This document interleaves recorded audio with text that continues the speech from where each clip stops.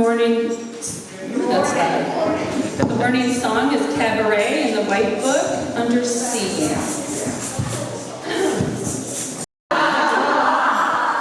We are a spiritual community philosophically based on existentialist and feminist principles, dedicated to human liberation and protection of the natural world. We make our spiritual home in the Old Stone Church, which was hand-built by the African-American Antioch East Baptist Church 100 years ago. We acknowledge that racial hostility drove those African-Americans from the area, and we honor them and the powerful history of this place.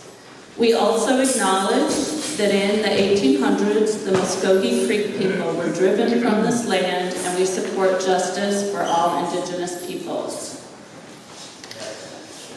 I'm Cindy Lou Hu. I'll be your facilitator this morning. I want to welcome all of you to our Founders Day celebration. Woo, woo, woo, woo. The spirit of Lanier is strong. I love all of his artwork and scarves. I'm honored to be wearing one. Thank you, Patton. Anybody who has community announcements can bring them up to me at any time during the service. The sooner the better. Are there any newcomers who'd like to stand and tell us their name and how they came to be here today? I'm not going to stand. That's fine. My name is Pat Singer, like Michigan. No relation. I used to live in Candler Park, and I've been aware, and I've been in the church for a few months. And I recently ran into a friend of ours who's going to play here in a couple of weeks. So we thought we would just come and see what's going on. Good. Great. Welcome, Pat.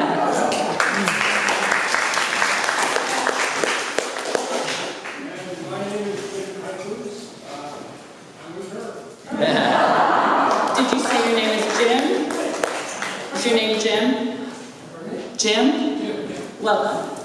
Glad to have you both. Anyone else who's new? I'm Betty Jo Stevens, and I came to this church for 2 years now. I always loved it and still do. I have another home church, but I wanted to come today and hear all these including you and talking about it. Welcome. Glad to have you.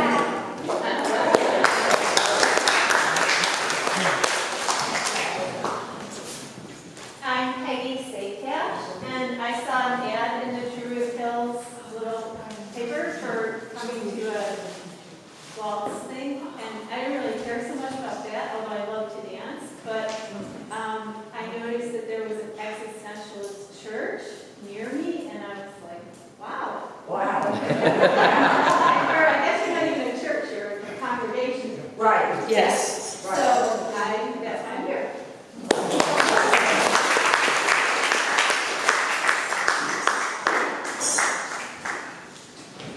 My name is Wyatt. Just walking in the neighborhood and never heard of an existentialist congregation. So my friend Sam and I just stopped in this morning to see what it's all about.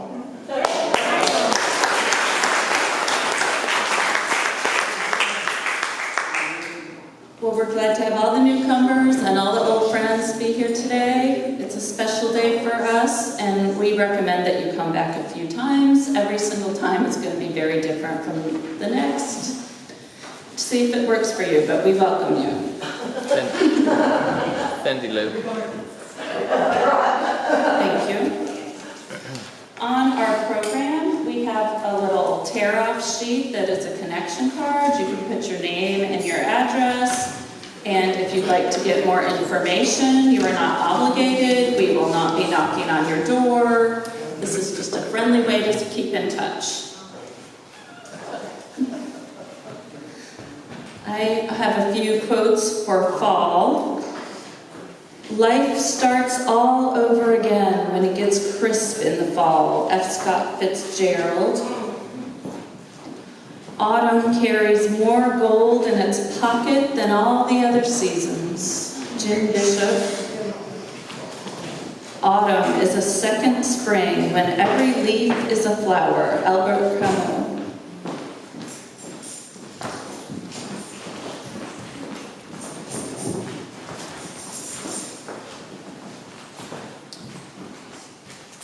Are there any birthdays and anniversaries that you'd like to celebrate this morning? Great. I'm Susan. You're Susan? Okay. Susan. I think there's Betsy. Is yours an anniversary? Anniversary? And birthday? Okay.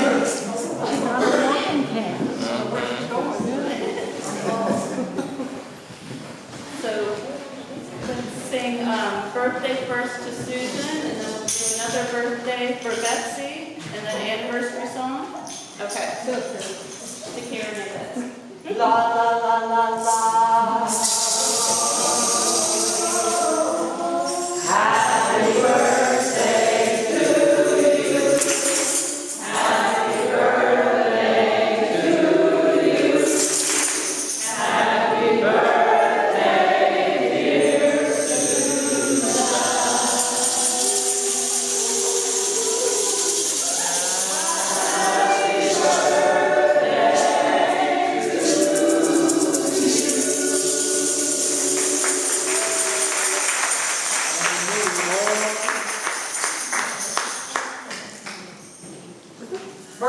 Birthday to Betsy. to Betsy. La la la la.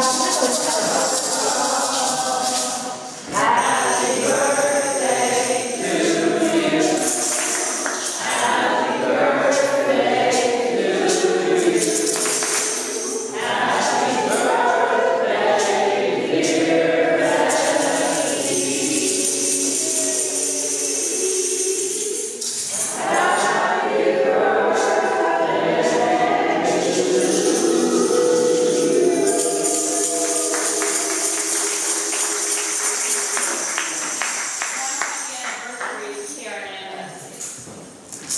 la la la la. Happy anniversary to you. Happy anniversary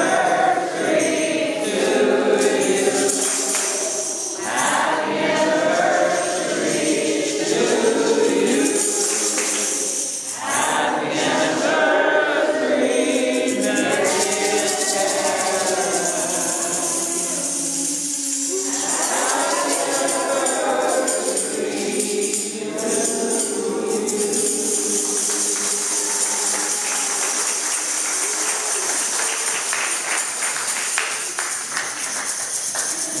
She'll walk better in a couple of months.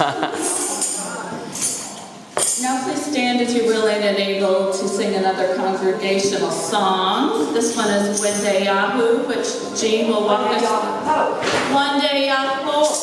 Okay, you all, for those of you that don't know this, I'm going to sing out, and then you'll sing the line back, and then we'll do it. And we'll start off for the four directions. You see, we sing it 4 times to the 4 directions, and we'll start off, they sing each. But first, let's learn.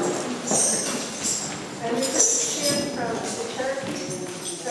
It is a Cherokee Nation song for gratitude. It's a gratitude song to celebrate the morning, the sun coming up, and being alive.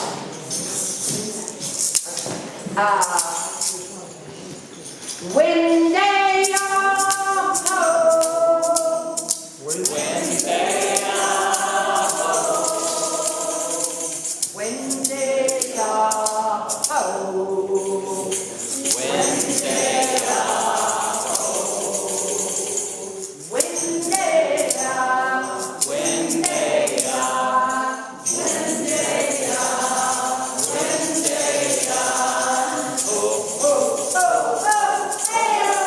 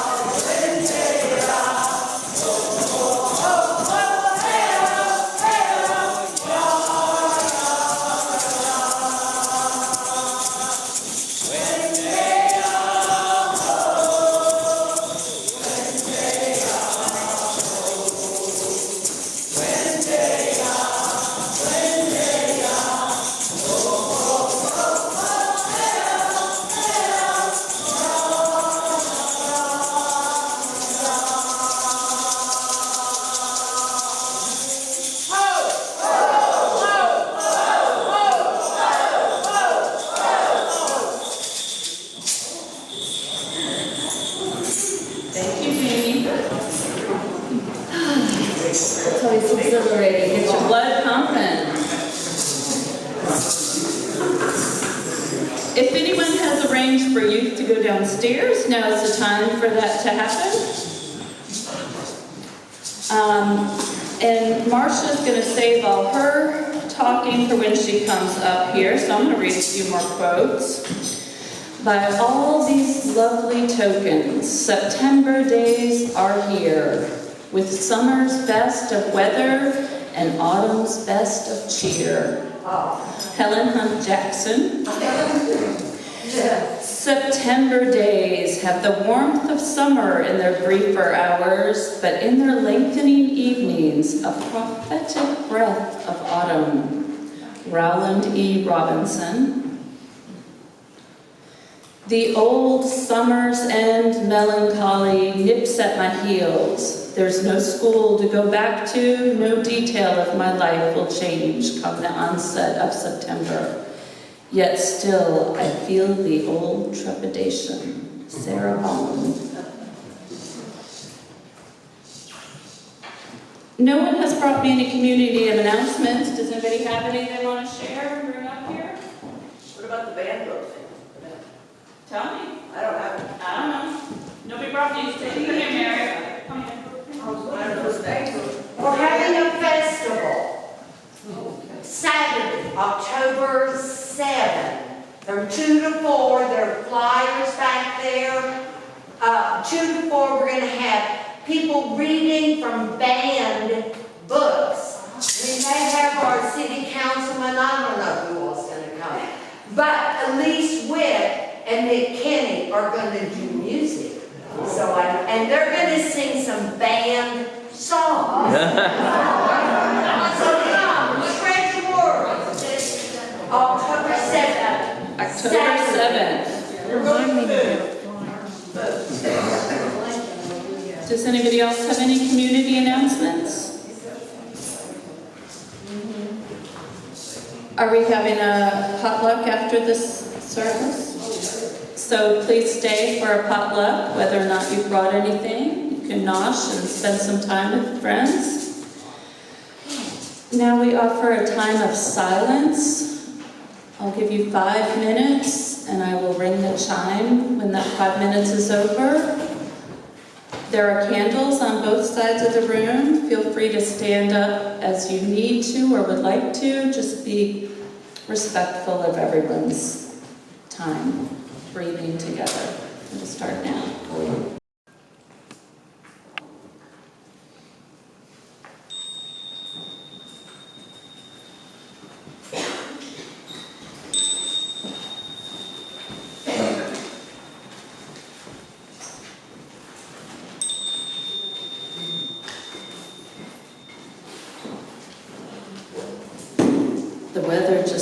from 90 to 55 like I saw a state trooper. That one's unknown, but I thought it was cute. We're not quite there yet, as it's still probably going to be high 80s today, but I can feel it. Our next congregational song by Jeannie Heinrich and our E chorus is In My Life in the White Book under I. Please stand as your Jimmy Buffett, passing recently, called A Pirate Looks at 40, or as Jeannie told me she thinks of it, Mother Ocean. It's my favorite book. We've adapted some of the lyrics, of course. Mary, Diane, Kristen, Carol, Lee,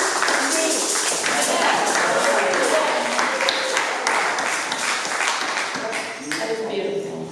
Wow. Well, I have been a member of this congregation since the early 90s, and I was invited here by Lanier himself, who I was seeing in some therapy, and I never left. And along the way, I saw Marsha go through a rigorous ordination process and was lucky to be here for her ordination, and she's been our fellowship minister for the past couple decades, and I can't wait to hear what she has to say about her founding. Please welcome Reverend Marsha Mitchiner.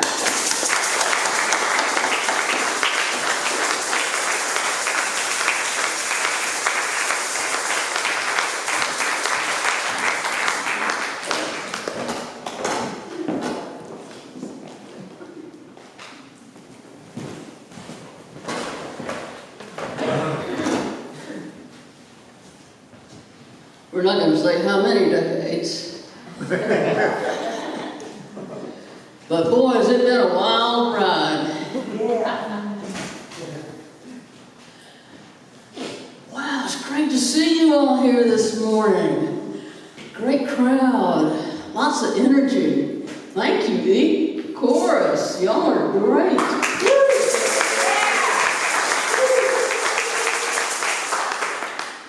Those of you who are visitors, I want you to know that the energy that you feel today now, even though each Sunday might be a little bit different in terms of the service, who's speaking, who's facilitating, who's playing the piano, who's singing, the energy in this place is always awesome, because we come here as a way to celebrate, to be with one another. And that's good. Well, today's a special day. Woo! I want to tell you a little bit about how we came to be here. What all happened to us to get to this point.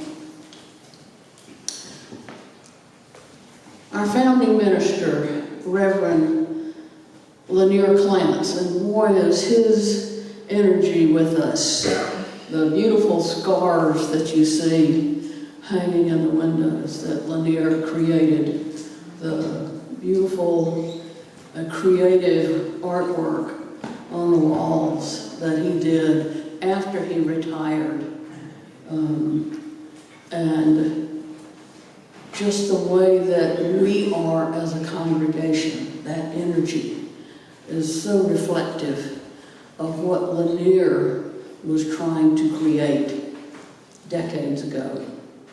In fact, it was 1976 when Lanier decided, after having attended a traditional seminary and ministered to a congregation in Ohio, he and Pauline moved to Atlanta, and he thought, I'm going to create something different. I'm going to bring together people who will talk about life. They're going to talk about the here and the now. what he did. He gathered people in his living room, and they talked about what was real. And as the message got out there, more and more people started coming. So they had to move someplace else to make room for everybody. And then in 1979, through a gracious foundation with the Unitarian Universalist Association, we were able to purchase this incredible building. This building, also known now as the Old Stone Church, that was built over 100 years ago by an African-American congregation that was forced out of this neighborhood because of racial injustice. We became the stewards of this space in 1979. And again, word spread.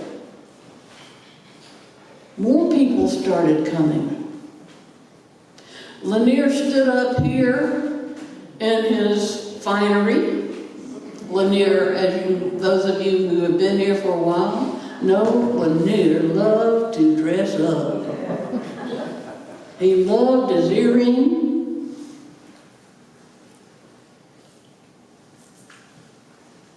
He loved the fact that he had opened the doors for the creation of an intentionally diverse community of people who would come together and talk about life,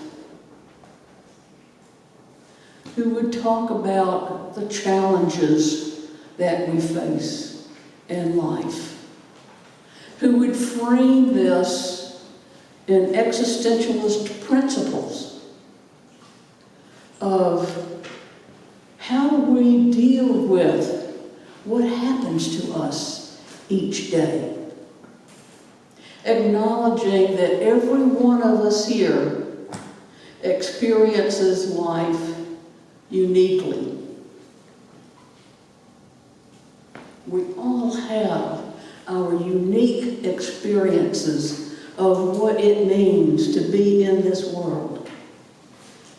But we come together as a community to learn from one another, to support one another, to grow together, to be better, to be our best selves. Life is absurd. That's one of the things that you read about in existentialist writings. That life is absurd.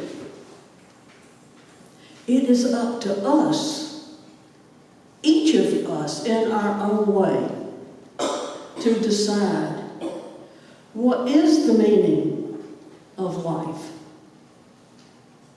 What is our purpose in life? How do I become aware of who I am, and how do I live each day authentically in order to reflect that who I am? Lanier occasionally would read a passage from a sacred text, but mostly what he did was he talked about writings by existentialist writers. He read poetry from Adrian Rich to Bell Hooks to Franklin Abbott. Poetry that talked about living. Poetry that talked about emotions. Poetry that was real.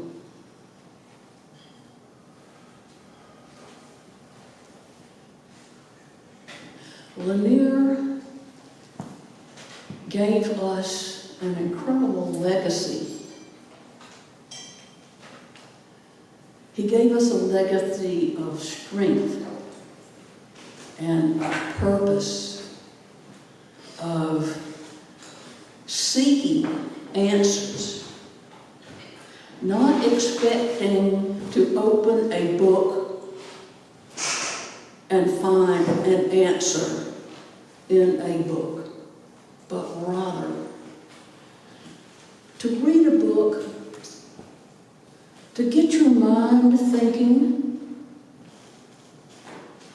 and then decide for yourself, what does it mean? How should I live?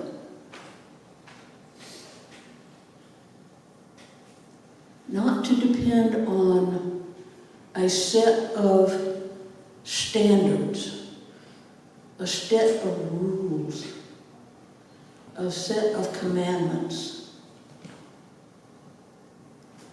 but rather to look in your heart, in your mind, and to determine for yourself what is the right path.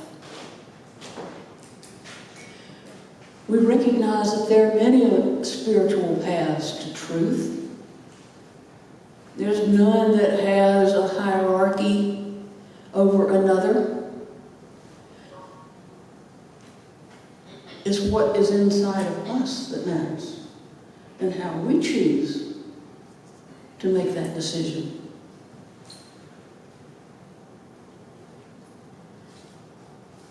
In somewhere in the 1990s, we, as a congregation membership, had meetings, and boy, in those days we loved to have meetings and discussions ad infinitum. I mean, we could discuss things down to the minutia, and we did, because we talked about First Existentialist Church. Church, if you look it up in the dictionary, reflects a Christian term. So the congregation voted to change our name to Congregation because we wanted it to reflect a broader inclusion of spiritual beliefs and paths. Again, in the 1990s, Lanier thought, well, I think it's time that I am looking at retirement at some point in the not too far future. So, active, interested members of the congregation were invited to participate in a 3-year training program, ministerial training program, where he talked about existentialist principles and how, as a minister, to apply those principles to a congregation. It was an incredible experience, I have to say. Those who completed that 3-year program requested and received ordination from the congregation. It's myself, Reverend Janet Nelson, and Reverend Dean Rowley.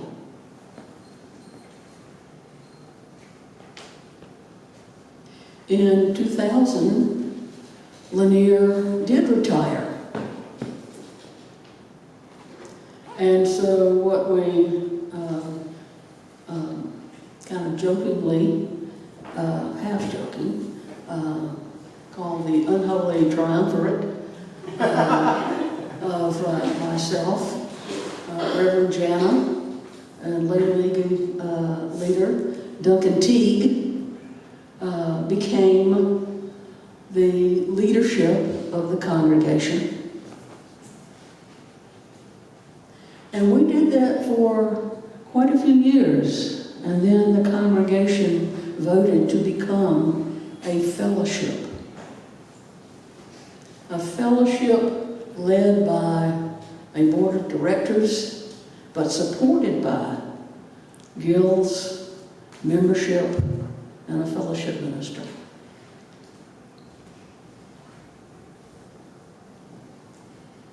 It's been a wild ride.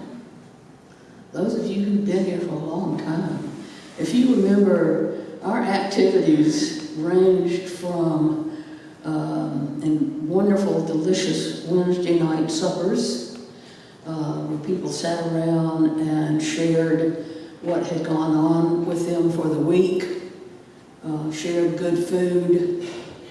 We had a variety of workshops. We had active participation in civil and social justice protest. We've got great pictures of Lanier and members with signs, marching down Peachtree. We participated in the Pride Parade. We were recognized by the community out there as a place that was open and welcoming to everyone, but particularly to the LGBTQ community. Because back in the 80s and the 90s, it was not like it is today. It was not safe to be out, particularly during the AIDS crisis.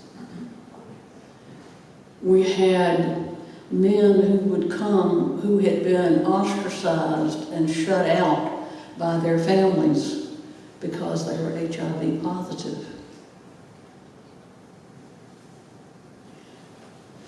We were and are a loving community.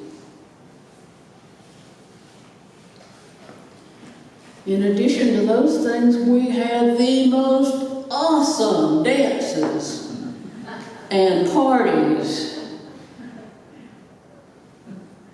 We could really boogie down. Amen. Now, of course, that was in the days when I could move.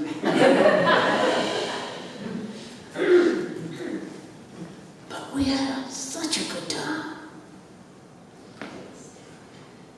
And look at us now. We are still here. Yeah.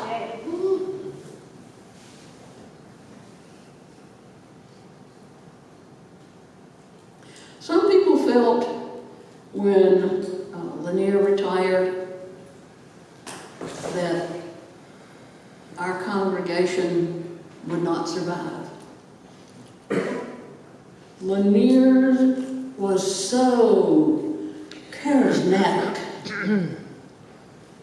He had such a strong message.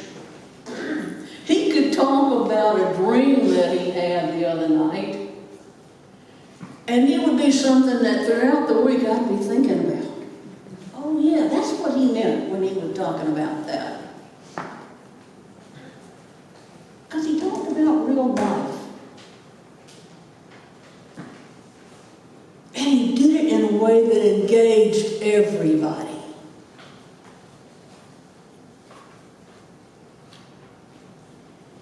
But look at us now, we are still here. Today we celebrate our 47th Founders Day. Hallelujah!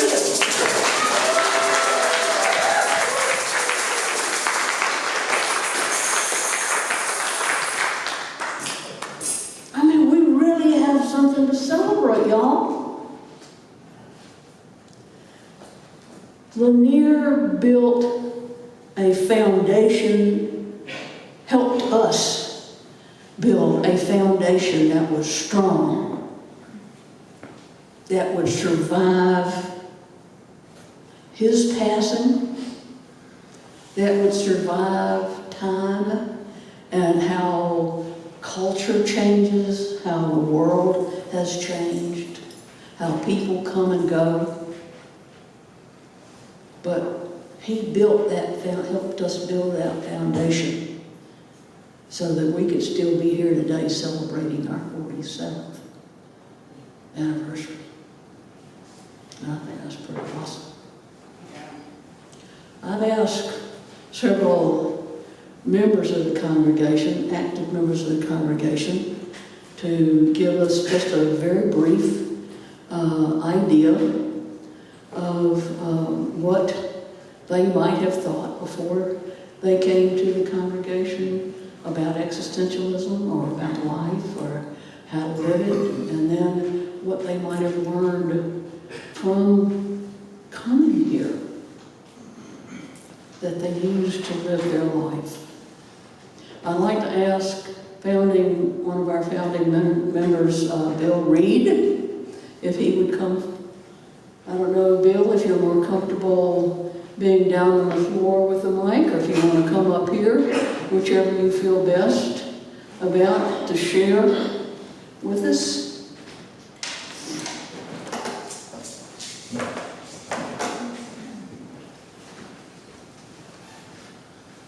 Good morning.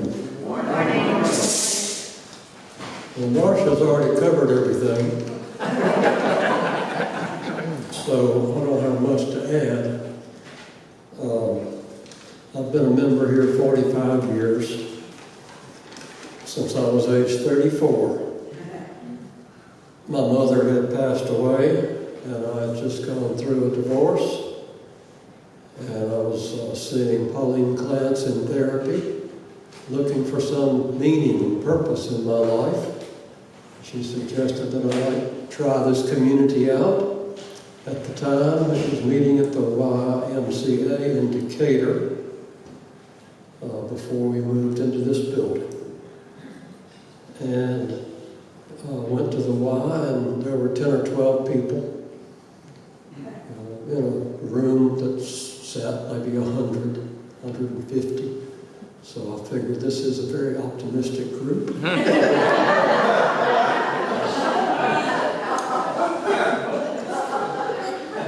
And we moved into this building in 1979, I believe.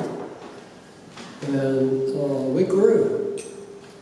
We grew from a small group to where some Sundays you would come in here and every seat was filled. There were people standing against the walls, people standing in the back of the room, because Lanier was a charismatic, dynamic speaker. He attracted people. This was before social media, but the word was getting out. It was a progressive community. I walked in here and there were women holding hands and hugging. There were men holding hands and hugging.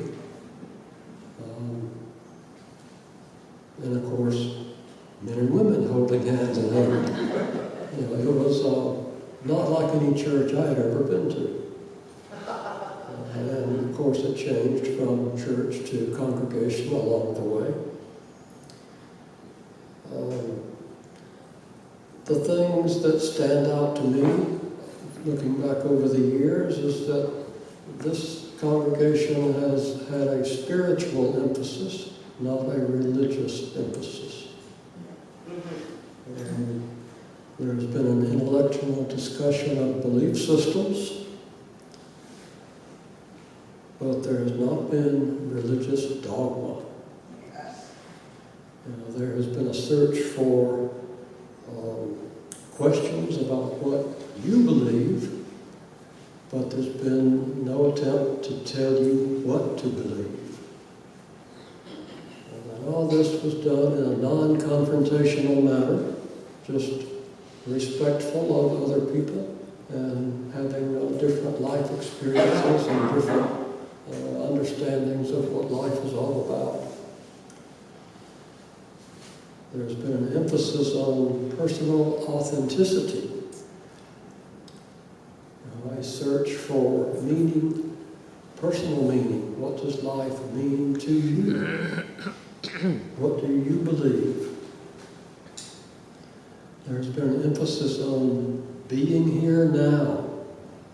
Now is all there appears to be, that we're sure of. At least that's my belief. There's been an emphasis on personal responsibility. I'm responsible for my actions, for my beliefs, for my choices. I can't say that somebody else is making me do something or say something or believe something. I'm responsible for all of that. And there's been an emphasis on freedom. Freedom to choose, freedom to change, freedom to grow. And all of this has taken place in a very casual atmosphere. I did not have to dress up and wear a tie. I could come in shorts, which I usually do, unless it's winter. There was always good music. It was not always harmonious music.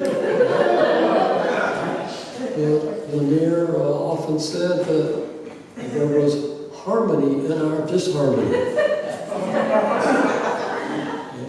I got that.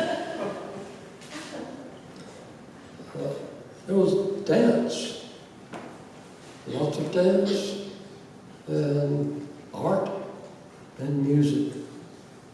And it was fun. It was not like the churches I had been to during my upbringing. So, the psychologists tell us that organizations go through several stages typically. There's forming, there's storming, there's norming, and performing. And we have certainly done all of that. And I would say where we are now is the next stage of transforming. Transforming from who we are today and evolving into whoever we're going to be next week, next month, next year. And how will First evolve in the future as we're all aging out, so to speak? What is the future for this organization? And my only answer for that is that depends on you. You and me, us. Each day, each week, here and now.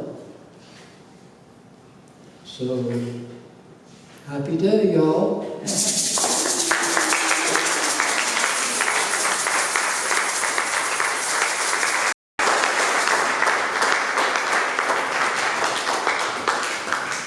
Thank you, Bill. I'd ask Leon Kleinmore if he would share with us his experiences with First E.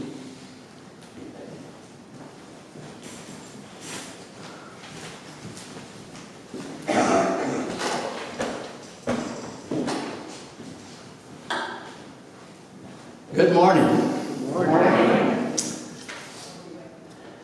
I came to First E after 60 years of being a Christian minister, missionary, and pastor. The last 10 of those years, I began to doubt more and more about the Christian religion. I came to see the Bible, the foundation of Christianity, is not based so much on fact, history, or science, but rather on imagination, myth, and legend. I no longer call myself a Christian. I began to read of the principles of humanism and the reasons for agnosticism and atheism, but I knew nothing of existentialism. So when I started coming to these services here, I met Dr. Linda Bell, heard that she had taught philosophy and existentialism at Georgia State University. I went up to her and asked her for book recommendations to learn about existentialism. She mentioned Sartre's book, Existentialism is a Humanism. I began there and kept on reading. I read Walter Kaufmann's Existentialism from Dostoevsky to Sartre and many others. I also continued to read Jan Lister's newsletter articles on existentialism, often printing them out. Existentialism is not easy to understand and articulate. I'm not the sharpest knife in the drawer. What I like about it, I can sum up in just a few ideas. To me, existentialism says we're not born into this world with a God-given plan for our lives. But we have to learn who we are and make choices to determine what kind of life we want to live, what kind of person we want to be. We must choose our own values, goals, meaning, and purpose. There may be or there may not be a God. There are existentialists on both sides of the issue, but we are the ones responsible for our own lives. We can't say, the devil made me do it, or God wants it done. We make choices and we live with the consequences of those choices. At First E here, we are spiritual because we focus on the highest human values of love and justice and compassion and respect for others and kindness. One of the concepts that I have focused on since coming here is the universe is neither for me nor against me. It just is. I must learn to deal with the cards I have been dealt with the help of others. Each of us must deal with the genes we inherit, the advantages and disadvantages, the opportunities and bad luck that come our way. We can help one another. Some have it worse than others. We owe it to these folks to give them a hand, not because a God, a book, a church, a religion tells us to, but because it's the best part of being a human being, and it makes a better world for us all. One doesn't need a religion to be ethical, moral, or a kind person.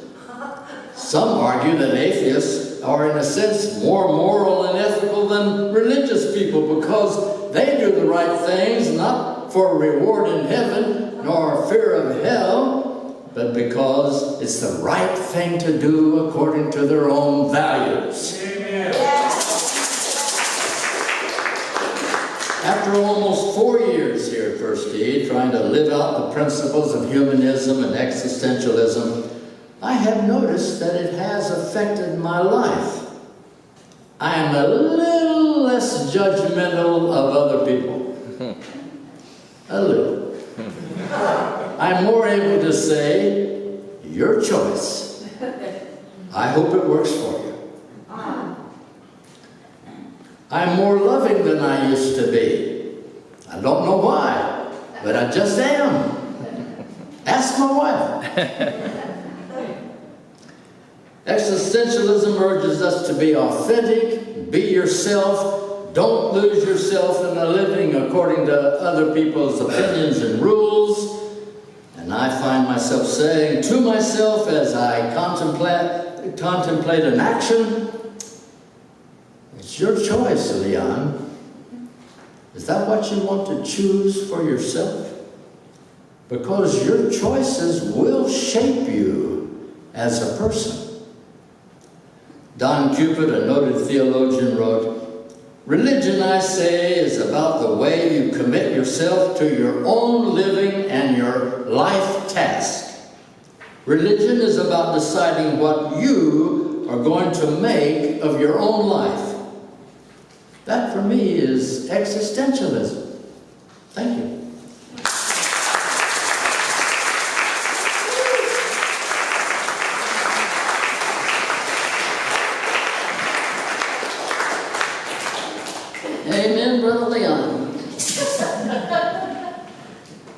also are going to hear from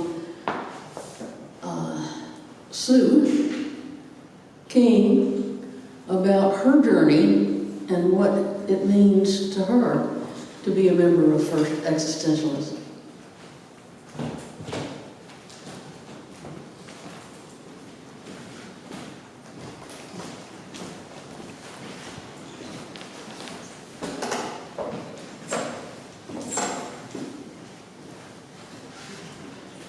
I come with a prop. Came out of my crawl space last week. What is it? It's the main water line to my house. The former part of a former part of the water line of my house. And it had attached to it what the plumber thought was a grounding device for lightning. And that somehow one of these little things, or this unexplained depression here, had punctured it, okay? So I had a flood in my crawl space. I described crawl space to Leon this morning as a little hell that's living under your house. If anyone is so unfortunate to have a crawl space. I didn't find any animals down there or anything except a lot of water that I tried to pump out with the second of the wet dry backs that I bought. This one was bigger and it had a hose so that it could drain without me having to dump it out, okay? So I spent Labor Day weekend pumping and pumping and pumping and pumping. I got the water out. The next day, it was back. I told this to Linda, Dr. Bell, because when I finally did call a plumber, I said that I felt like Sisyphus. That I had pumped and pumped and pumped and gotten that water out, and it didn't do any good. And you know what she said? She said, that happens to me all the time. I use Sisyphus as a guide to life. So I had asked her maybe a year or so long, maybe longer, Linda, to recommend, like she recommended to Leon, a guiding book to read. And this is it, The Myth of Sisyphus. It has come in very handy. I also want to say that this has made a great impression on me. This is Dr. Bell's own Sisyphusian, I don't know, journey in trying to get her PhD to be a philosophy teacher. It also was a difficult journey. And it is so impressive to have her read this, to have her write this, and I thank her for doing that. And when I read it, I said to her, I didn't know very much about the congregation, and I said, it's so well written. I mean, not that I was surprised that she was a good writer, but it is really well written. And she said, that's because the writer group was with me the whole way. They helped me write this book. And that's really important for all of us. We can have a good life, but we can be better if you have the help from other people. So this is really a talk that I just want to express my appreciation for all the fine, wonderful people that I have met here, and that I am no longer alone in my agnostic life that has taken me from teenagerhood to old age. And here I have a community that thinks the same darn thing. So thank you.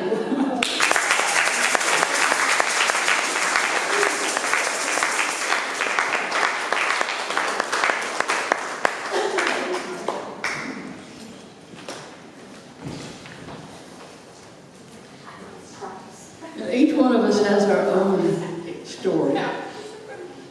Each one of us has our own reason for being here.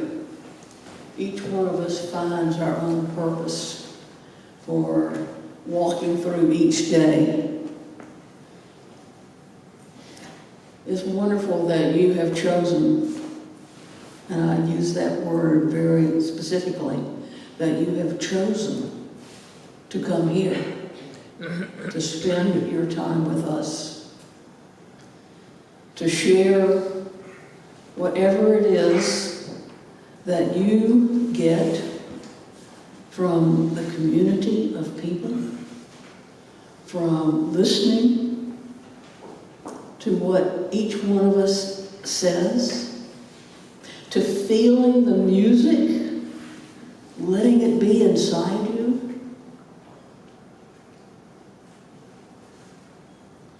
That's existentialism. That's what being here means. I do appreciate the fact that you are here, and I hope that you will stay after our closing song, because we love to eat. And so we've got food. I hope our visitors will decide to stay and join us, to meet us, find out, get a name, find out who we are, and we can find out something about you as well. And so, Jeannie, what is our closing? Our closing song is in the Pink Songbook, page 117. Did Jesus have a baby sister? In honor of the feminism we find in this congregation. Yes. What's the page? 117. 117. And apparently that song's been in that book the whole time. Please rise in body and spirit if you're willing and able.